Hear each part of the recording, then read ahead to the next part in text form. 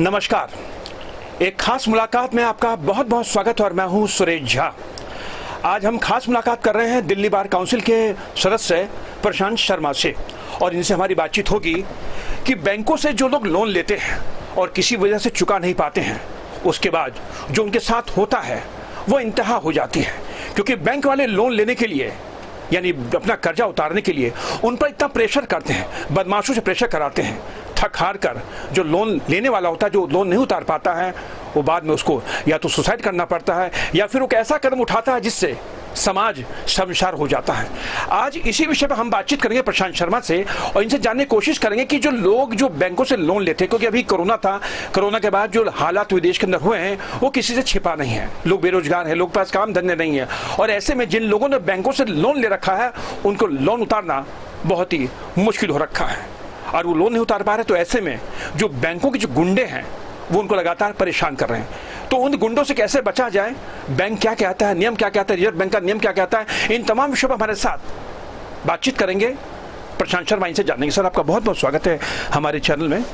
लोग बैंकों से लोन ले लेते हैं, ठीक है, लोन लिया, लेकिन किसी कारणवश जब लोन नहीं चुका पाते हैं तो आपने देखा होगा कि बैंकों के जो गुंडे होते हैं वो बड़ा परेशान करते हैं, मारते हैं, पीटते हैं, गाली गलौज करते हैं। उनसे कैसे बचा जाए? देखिए, इसमें जो लोन लेता है जिस वक्त इंसान जो भी है एक ज़रूरतमंद होता है, उसकी एक प्रोफाइल देखी जाती है। कोई भी बैंक ऐसी मुंह उठा के किसी को लोन नहीं दे देता। उसका एक चरित्र देखा जाता है, उसका ये देखा जाता है कि उसकी बैंक स्टेटमेंट या वो पैसा उतार भी पाएगा या नहीं पाएगा। एक सिविल एक नेचर, इनका एक इंटरनल सॉफ्टवेयर होता है जो वो बताता है कि इतने पॉइंट्स हैं, इतने पॉइंट्स नहीं हैं। तो जो बैंक सारी चीज़ों को नोट करके, सारी चीज़ों को देख के ही एक इंसान को लोन देता है। जब वो लोन ले लेता है और वो लोन लेता है या तो अपना शादी के लिए लेता है, पर्सनल लोन लेता है, बिजनेस के लिए लगाता है या घर बनाने के लिए लोन लेता है या जो भी काम करने के लिए आदमी लोन लेता है, क्योंकि वो ज़रूरतमंद होता है। आप जब लोन ले लेते हैं उसके बाद जब वो बैंक उससे इंस्टॉलमेंट दे रहा होता है अच्छे ढंग से, तो किसी ना किसी के साथ कोई ना कोई प्रॉब्लम आती है और उस प्रॉब्लम को दूर कैसे किया जाए ये बैंक नहीं समझता। लेकिन अपना इंसान जो है, सपोज करो अभी कोरोना हुआ था, कोरोना के 2020 में सारे काम धंधे सब बंद हो चुके थे। लोगों ने लोन ले रखा था, ईएमआई नहीं भर पा रहे थे, गाड़ी की हो गई, घर की हो गई, बहुत सी चीज़ों की ईएमआई है वो नहीं भर पा रहे थे। लेकिन बैंक ने कुछ नहीं सोचा कि भाई ये इंसान है, इनके पास काम धंधा नहीं है, लोग खाने के लिए मोहताज हो रहे हैं, घर में किराया नहीं दे पा रहे हैं, आपका बैंक का पैसा कैसे लुटाएंगे? बैंक का पैसा पब्लिक का ही पैसा है ना, तो वो कैसे उतारेंगे? लेकिन वो इन सब चीज़ों से कोई मतलब नहीं था। इस पे सुप्रीम कोर्ट ने गाइडलाइंस जारी की थी कि भाई जो भी इस पीरियड के दौरान है आप उनसे वसूल नहीं कर सकते, उनको टाइम दिया जाए और उनकी जो अगर लोन चढ़ भी गया, क्योंकि एनपीए हो जाता है, एनपीए के बाद इनके ऊपर प्रेशर आना होता है कि राइट ऑफ आईजी हमारा, उससे पहले इतना प्रेशर बिल्ड कर देते हैं लोगों के ऊपर, तो इतना प्रेशर बिल्ड करते हैं कि लोग आत्महत्या करने के लिए भी तैयार हो जाते हैं। रात को अपने बंदे भेज दिए, गुंडे भेज दिए या फ़ोनों पे तंग कर दिया। अब एक नई चीज़ और करने लग गए हैं ये, एक आपका कोई भी सॉफ्टवेयर होता है बैंक का, बैंक के सॉफ्टवेयर से वो सारा डेटा कलेक्ट कर लेते हैं और आपके रिश्तेदारों को फ़ोन करते हैं कि वो उनको बोलते हैं जी आपने इस आदमी ने लोन ले रखा है, ये उतार नहीं रहा, उसकी बेइज्जती करते हैं। जब लोगों की बेइज्जती होनी शुरू हो जाती है तो इतना मेंटली डिप्रेशन में चले जाते हैं, इतना उनके ऊपर प्रेशर हो जाता है कि वो आत्महत्या करने पर मजबूर हो जाते हैं, घर छोड़ने पर मजबूर हो जाते हैं, भागने पर मजबूर हो जाते हैं। लेकिन बैंक को इन चीज़ों से कोई मतलब नहीं होता।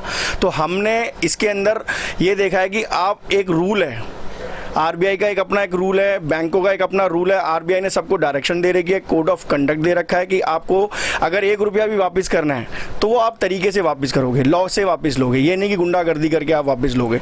तो इन चीज़ों को समझना चाहिए, लोगों को नॉलेज होती नहीं है। आरबीआई ने क्लियर कह रखा है। चलिए, जो आरबीआई का जो उनका एक कोड ऑफ कंडक्ट है वो क्या कहता है? अगर कोई लोन नहीं चुका पा रहा है, उसको गुंडे परेशान करें, तंग करें, बैंक वाले परेशान करें, तो क्या कहता है, नियम क्या कहता है? इसमें क्लियर कोड ऑफ कंडक्ट है कि अगर आप पैसा नहीं दे पा रहे तो आप ज़बरदस्ती पैसा नहीं ले सकते। आप किसी क्लाइंट के पास जाएंगे, उससे अपॉइंटमेंट लेंगे, पहले घर उसके आने से पहले उससे बात करेंगे, आप कब फ्री हैं जी, आप पैसा क्यों नहीं दे पा रहे हैं, क्या फाइनेंशियल कंडीशन है।